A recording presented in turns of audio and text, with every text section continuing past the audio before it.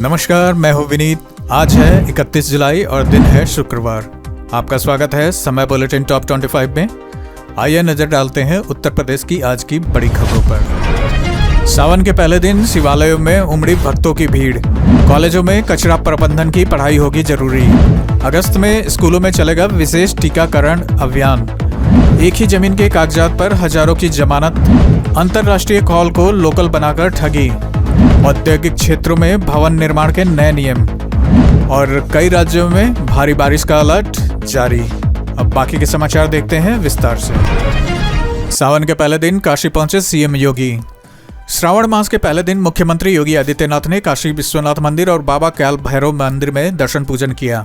उन्होंने प्रदेश और देशवासियों के सुख शांति और समृद्धि की कामना की। मुख्यमंत्री ने सावन में आने वाले श्रद्धालुओं और कांवड़ियों के लिए की गई व्यवस्थाओं की समीक्षा भी की। उन्होंने अधिकारियों से कहा कि पूरे सावन में सुरक्षा, सुचारू दर्शन और अन्य सुविधाओं में कोई भी कमी नहीं होनी चाहिए। साथ ही श्रद्धालुओं को बिना परेशानी दर्शन मिले, इसके साथ ही सभी इंतजाम लगातार जांचते रहने के आदेश दिए गए। आरपीएफ के क्लर्कों को परीक्षा से मिलेगा प्रमोशन। भारतीय रेलवे ने आरपीएफ के मंत्रालय कर्मचारियों के लिए पदोन्नति का नया नियम लागू किया है। अब जूनियर क्लर्क, सीनियर क्लर्क और ऑफिस सुपरिटेंडेंट जैसे पदों पर विभागीय परीक्षा के जरिए प्रमोशन मिलेगा। पहले इस कैडर के कर्मचारियों को यह मौका नहीं मिलता था। रेलवे बोर्ड के नए आदेश के बाद कर्मचारी अपनी योग्यता के आधार पर तय समय से पहले भी आगे बढ़ सकेंगे। यह व्यवस्था तुरंत प्रभाव से लागू कर दी गई है और इसे कर्मचारियों के लिए बड़ी राहत माना जा रहा है। सांसद बीरेंद्र सिंह ने पीएम मोदी को सौंपा ज्ञापन। चंदौली के सांसद वीरेंद्र सिंह ने संसद के मानसून सत्र के दौरान प्रधानमंत्री नरेंद्र मोदी से मुलाकात की। उन्होंने 2 जनहित के मुद्दों पर ज्ञापन सौंपा। सांसद ने देश भर में थियोसॉफिकल सोसाइटी की दान में मिली जमीनों का सर्वे कर अवैध कब्जों से बचाने की मांग की। साथ ही चंदौली और उत्तर प्रदेश में भूमि अधिग्रहण के दौरान किसानों को मिलने वाले मुआवजे का मुद्दा भी उठाया।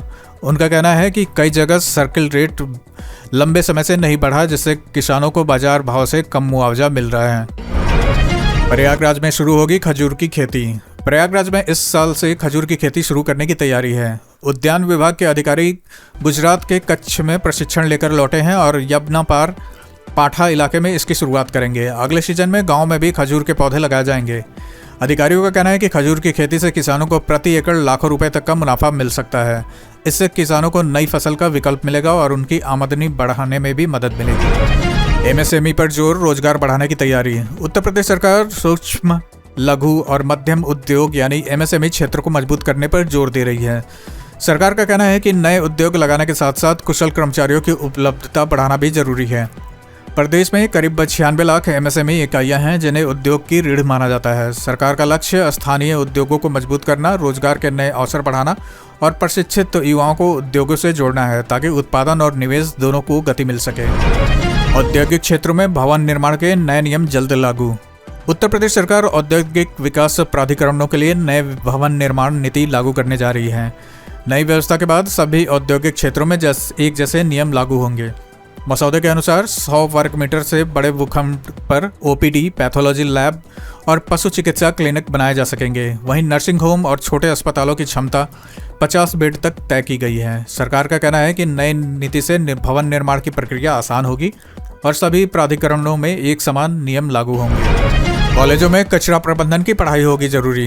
यूजीसी ने देश भर के विश्वविद्यालयों और कॉलेजों में ठोस कचरा प्रबंधन की पढ़ाई अनिवार्य करने के निर्देश जारी कर दिए हैं। स्नातक स्तर पर छात्रों को कचरे का अलग अलग संग्रह, पुनर्चक्रण, खाद बनाना और सीवेज शोधन जैसी बातों की पढ़ाई के साथ व्यवहारिक प्रशिक्षण भी दिया जाएगा। इसका उद्देश्य पर्यावरण संरक्षण को बढ़ावा देना और छात्रों को साफ सफाई तथा कचरा प्रबंधन की बेहतर जानकारी देना है। इसके लिए ऑनलाइन पाठ्यक्रम भी शुरू किए जाएंगे। अगस्त में स्कूलों में चलेगा विशेष टीकाकरण अभियान। उत्तर प्रदेश सरकार अगस्त में बच्चों के लिए 2 विशेष टीकाकरण अभियान चलाएगी। पहला अभियान 3 से 7 अगस्त तक डिप्थीरिया, टेटनस और काली खांसी से बचाव के लिए होगा। दूसरा अभियान 18 से 28 अगस्त तक खसरा और रूबेला का टीका लगाने के लिए चलेगा। यह अभियान प्रदेश के सभी 75 जिलों के परिषदीय स्कूलों, सहायता प्राप्त स्कूलों, मदरसों और आंगनबाड़ी केंद्रों में चलाया जाएगा। अधिकारियों से कहा गया है कि हर पात्र बच्चे को तक टीका जरूर पहुंचे। क्षेत्र पंचायतों के खर्च पर रखी जाएगी कड़ी नज़र। उत्तर प्रदेश सरकार ने क्षेत्र पंचायतों को मिलने वाले धन के इस्तेमाल पर निगरानी और सख्त करने का फैसला किया है। प्रमुख सचिव अनिल कुमार ने सभी जिलाधिकारियों से कहा कि हर योजना का पैसा तय नियमों के अनुसार ही खर्च हो। उन्होंने चेतावनी दी कि निगरानी में लापरवाही बर्दाश्त नहीं की जाएगी। सरकार को कई जिलों से नियमों का सही पालन न होने की शिकायत मिली थी। अब हर जिले में खर्च और योजनाओं का नियमित जांच कराया जाएगा। पीएम सूर्य घर योजना से लाखों परिवारों को राहत। प्रधानमंत्री सूर्य घर मुफ्त बिजली योजना के तहत घर की छत पर सोलर पैनल लगाने वालों को सरकार सब्सिडी दे रही है। इस योजना में हर महीने 300 यूनिट तक मुफ्त बिजली का लाभ मिलता है। सोलर पैनल लगाने की लागत का 40% हिस्सा सरकार देती है। फरवरी 2024 में शुरू हुई इस योजना का लक्ष्य देश के 1 करोड़ घरों तक पहुंचना है। अब तक करीब 27 लाख परिवार इस योजना का लाभ उठा चुके हैं। पश्चिमी यूपी में कांवड़ यात्रा के लिए ट्रैफिक बदलेगा। कांवड़ यात्रा को देखते हुए पश्चिमी उत्तर प्रदेश में 30 जुलाई से 11 अगस्त तक चरणबद्ध तरीके से ट्रैफिक व्यवस्था बदली जाएगी। मेरठ जोन में 25,000 पुलिसकर्मी तैनात रहेंगे और 7,000 सीसीटीवी कैमरों से निगरानी होगी। 4 अगस्त से मुजफ्फरनगर में दिल्ली हरिद्वार मार्ग भारी वाहनों के लिए पूरी तरह बंद रहेगा। घाटों पर मेडिकल टीम भी मौजूद रहेगी। प्रशासन ने लोगों से यात्रा पर निकलने से पहले ट्रैफिक सलाह जरूर देखने की अपील की है। सावन के पहले दिन शिवालयों में उमड़ी भक्तों की भीड़। श्रावण मास के पहले दिन कानपुर के प्रमुख शिवालयों में सुबह से ही श्रद्धालुओं की लंबी कतारें लगी रहीं। भक्तों ने भगवान शिव का जलाभिषेक कर दूध, गंगाजल, बेलपत्र और पुष्प अर्पित किए। आनंदेश्वर महादेव, जोगेश्वर धाम, सोमनाथ महादेव, सिद्धनाथ मंदिर, खेरेश्वर मंदिर और नागेश्वर बाबा मंदिर समेत कई शिवालयों में विशेष सजावट की गई थी। पूरे दिन हर हर महादेव और बोल बम के जयघोष से मंदिर परिसर गूंजता रहा। कई राज्यों में भारी बारिश का अलर्ट जारी। मौसम विभाग ने 31 जुलाई को उत्तर प्रदेश समेत उत्तर भारत और पूर्वोत्तर के कई राज्यों में भारी बारिश की चेतावनी जारी की है। हिमाचल प्रदेश, उत्तराखंड, जम्मू कश्मीर, पंजाब, हरियाणा, दिल्ली और राजस्थान के कई इलाकों में तेज बारिश, गरज और बिजली गिरने की संभावना है। मध्य प्रदेश, छत्तीसगढ़, विदर्भ और गुजरात के कई हिस्सों में तेज बारिश और 50 किलोमीटर प्रति घंटे की रफ्तार से तेज हवाएं चल सकती हैं। अरुणाचल प्रदेश, असम, मेघालय, नागालैंड, मणिपुर, मिजोरम और त्रिपुरा में भी बारिश का अलर्ट है। मौसम विभाग का कहना है कि अगस्त के पहले सप्ताह से उत्तर प्रदेश में मानसून फिर सक्रिय होगा, जिससे कई जिलों में अच्छी बारिश होने की उम्मीद है। महाराजगंज में आयकर विभाग की बड़ी कार्रवाई। आयकर विभाग ने महाराजगंज जिले के 3 औद्योगिक प्रतिष्ठानों पर छापेमारी कर करीब 2 करोड़ रुपए नकद बरामद किए हैं। जांच के दौरान नेपाल में अवैध आपूर्ति से जुड़े शुरुआती सबूत भी मिले हैं। टीम ने नकदी के साथ कई दस्तावेज और डिजिटल रिकॉर्ड अपने कब्जे में ले लिए हैं। यह कार्रवाई Hindustan floor industries, Hindustan industries और शंकर राइस मिल में की गई। फिलहाल विभाग पूरे मामले की जांच में जुटा है। एक ही जमीन के कागजों पर हजारों की जमानत। बांदा पुलिस ने फर्जी दस्तावेज बनाकर अपराधियों की जमानत कराने वाले एक गिरोह का खुलासा किया है। जांच में पता चला कि एक ही खतौनी का इस्तेमाल कर 1000 से ज्यादा आरोपियों की जमानत कराई गई। पुलिस ने गिरोह के सरगना शिव स्वरूप उर्फ मास्टर को गिरफ्तार कर जेल भेज दिया है। उसके खिलाफ पहले से ही 7 मुकदमे दर्ज हैं। पुलिस अब इस गिरोह से जुड़े बाकी लोगों और पूरे नेटवर्क की जांच कर रही है। राहुल अखिलेश के साथ दिखी सियासी एकजुटता। संसद के मानसून सत्र के बीच कांग्रेस और समाजवादी पार्टी की नजदीकियां फिर चर्चा में हैं। राहुल गांधी और अखिलेश यादव कई मुद्दों पर एक साथ सरकार को घेरते नजर आए। दोनों नेताओं ने पेपर लीक के मुद्दे पर एक सुर में आवाज उठाई। छात्र आंदोलन के दौरान भी दोनों एक साथ दिखाई दिए। राजनीतिक गलियारों में इसे 2027 के उत्तर प्रदेश विधानसभा चुनाव से पहले विपक्ष की एकजुटता के संकेत के रूप में देखा जा रहा है। हालांकि दोनों दलों की ओर से इस पर कोई अलग आधिकारिक बयान नहीं आया है। एंटी पेपर लीक बिल पर मायावती ने उठाए सवाल। लोकसभा से एंटी पेपर लीक संशोधन बिल पास होने के बाद बसपा प्रमुख मायावती ने कहा कि सिर्फ नया कानून बनाने से पेपर लीक नहीं रुकेंगे। उनके मुताबिक शिक्षा व्यवस्था और परीक्षा प्रणाली में भी बड़े सुधार की जरूरत है। वहीं समाजवादी पार्टी के अध्यक्ष अखिलेश यादव ने कहा कि सरकार यह बदलाव छात्रों के दबाव के बाद लाई है। उन्होंने दावा किया कि पहले भी कानून था, लेकिन पेपर लीक की घटनाएं नहीं रुकी। E20 पेट्रोल पर अखिलेश यादव का तंज। समाजवादी पार्टी के अध्यक्ष अखिलेश यादव ने E20 पेट्रोल नीति पर सोशल मीडिया के जरिए केंद्र सरकार पर निशाना साधा। उन्होंने साइकिल की तस्वीर साझा करते हुए लिखा कि इसकी रफ्तार इसलिए बेहतर है क्योंकि यह E20 से आज़ाद है। अखिलेश ने पहले भी एथनॉल मिले पेट्रोल को लेकर सवाल उठाए हैं। उनका कहना है कि इससे गाड़ियों के माइलेज और इंजन पर असर पड़ता है। वहीं केंद्र सरकार का कहना है कि इथेनॉल मिश्रित ईंधन से पेट्रोल पर निर्भरता कम होगी। सिद्धार्थनगर में घर से निकले 30 सांप के बच्चे।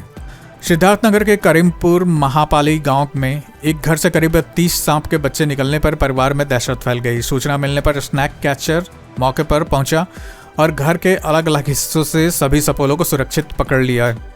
माना जा रहा है कि घर में कहीं सांप के अंडे फूटने के बाद बच्चे बाहर निकल रहे हैं।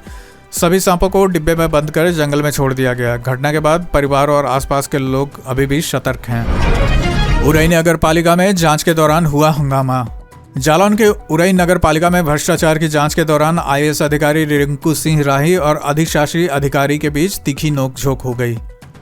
जांच टीम ने कई विभागों के रिकॉर्ड की जांच शुरू की और जरूरी दस्तावेज अपने कब्जे में लिए। यह कार्रवाई नगर पालिका में भ्रष्टाचार के आरोपों की जांच के तहत की गई।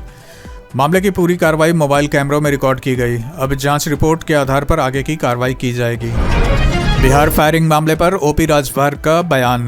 बिहार के सिवान में छात्र आंदोलन के दौरान हुई फायरिंग को लेकर उत्तर प्रदेश के मंत्री ओम प्रकाश राजभर का बयान सामने आया है। उन्होंने निलंबित सिपाही का समर्थन करते हुए कहा कि उसने अपनी जान बचाने के लिए हवाई फायर किया था। राजभर ने इस मुद्दे पर समाजवादी पार्टी के अध्यक्ष अखिलेश यादव पर भी निशाना साधा। वहीं इस मामले में बिहार पुलिस की कार्रवाई जारी है और निलंबित सिपाही के खिलाफ जांच चल रही है। अंतर्राष्ट्रीय कॉल को लोकल बनाकर ठगी, आरोपी गिरफ्तार। महाराजगंज पुलिस ने एक अंतर्राज्यीय साइबर ठगी गिरोह का फंडाफोड़ किया है। पुलिस ने बिहार के मधुबनी निवासी एक आरोपी को गिरफ्तार किया है जो सिम बॉक्स की मदद से विदेश से आने वाली कॉल को भारतीय लोकल नंबर में बदल देता था। इस तरीके से साइबर अपराधी फर्जी कॉल, OTP फ्रॉड और दूसरी ठगी को अंजाम देते थे। आरोपी के पास सिम बॉक्स, कई सिम कार्ड और फर्जी आधार कार्ड बरामद हुए हैं। मामले की जांच जारी है। सावन के लिए पूरी तरह तैयार हुई काशी। सावन में आने वाले लाखों श्रद्धालुओं के स्वागत के लिए वाराणसी में तैयारियां पूरी कर ली गई हैं। कैंट रेलवे स्टेशन पर यात्रियों के लिए होल्डिंग एरिया बनाया गया है। काशी विश्वनाथ मंदिर और दशाश्वमेध घाट के आसपास सुरक्षा बढ़ा दी गई है। पूरे शहर को अलग अलग जोन और सेक्टर में बांटकर निगरानी की जा रही है। AI कैमरों और त्रिनेत्र प्रणाली से सुरक्षा व्यवस्था पर नजर रखी जाएगी। प्रशासन को उम्मीद है कि 2 अगस्त से श्रद्धालुओं की संख्या तेजी से बढ़ेगी। लखनऊ कोर्ट हमला, आरोपियों की तलाश में 10 टीमें। लखनऊ सिविल कोर्ट में हुए जानलेवा हमले के मामले में फरार आरोपियों की तलाश तेज कर दी गई है। पुलिस ने 10 टीमें बनाई हैं जो लखनऊ के साथ सीतापुर, उन्नाव, हरदोई और बाराबांकी में लगातार दबिश दे रही है। मामले में कई अधिवक्ताओं और अन्य लोगों के खिलाफ मुकदमा दर्ज है। हाईकोर्ट की सख्ती के बाद पुलिस ने कार्रवाई और तेज कर दी है। फिलहाल आरोपी पुलिस की गिरफ्त से बाहर है। कांवड़ यात्रा को लेकर DGP के सख्त निर्देश। कांवड़ यात्रा को लेकर DGP राजीव कृष्ण ने अधिकारियों को सुरक्षा व्यवस्था और सख्त करने के निर्देश दिए हैं। उन्होंने कहा कि यात्रा के दौरान अफवाह फैलाने वालों और माहौल बिगाड़ने की कोशिश करने वालों पर तुरंत कार्रवाई की जाए। कांवड़ मार्ग पर DJ की आवाज़ तय सीमा में रखने और ज़रूरत पड़ने पर मांस तथा शराब की दुकानें बंद रखने के भी निर्देश दिए गए हैं। DGP ने कहा कि किसी भी श्रद्धालु को परेशानी होने पर पुलिस तुरंत मदद पहुंचाए। इसी के साथ आज की खबरों का सिलसिला हम यहीं समाप्त करते हैं। अगर आपको लगता है ऐसी खबरें ज़रूरी हैं तो चैनल सब्सक्राइब करके जुड़े रहिए।